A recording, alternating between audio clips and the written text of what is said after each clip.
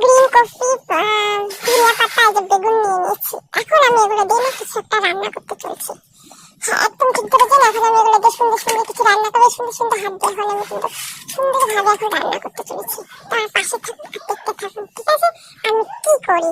বেগুনটা, এই যে বেগুনের এখন তার দাম 100 টাকা কেজি, আর তার মধ্যে দেখুন বেশিরভাগ এই যে পোকা বের হয়েছে, মানে দাম আবার দিয়ে এত পোকা। যাই হোক, এই হলো অবস্থা। এই তো আমি সুন্দর ধুয়ে দেখো বেগুনগুলো সবকিছু রেডি করে নিয়েছি, আর এখন শুধু রান্নার অপেক্ষাতে রয়েছে।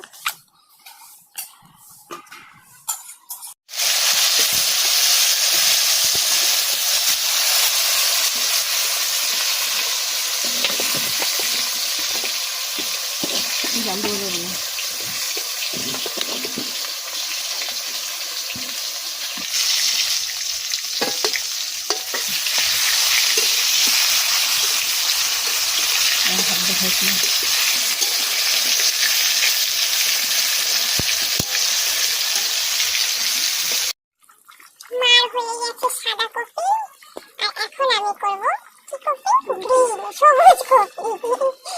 আমি বসে পড়েছি, আমার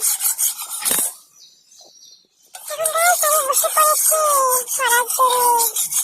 বসে পড়েছি আমি, আর দেখো কড়াই কালি কিন্তু হয়ে গেছে। এই মানে রান্না করলে না এটাই একটা অসুবিধা, সত্যি কথা, মানে কালি হয়ে যায় সবকিছু।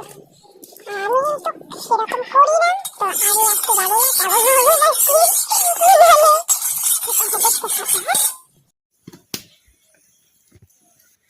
এখন এই তেলের মধ্যে এখন দিয়ে দিব আমি এগুলো দিয়ে দিব ভাজা হওয়ার জন্য। এত সুন্দর করে ভাজা হয়,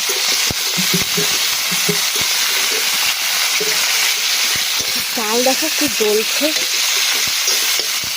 ঠিক আছে, আমি এবার ভালো করে দেখে নিই, না হলে পরে আবার।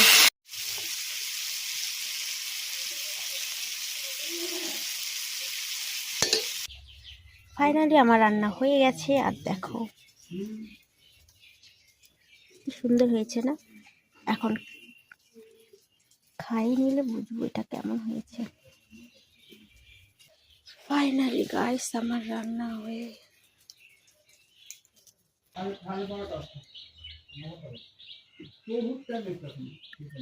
দেখতে পাচ্ছ আমি এখন নিয়ে বসে গেছি এখানে বেগুন ভাজা, ধনেপাতা, ভাত, লবণ, আর সাথে রয়েছে আমি যে তরকারি করেছিলাম তো এখানে সেটা।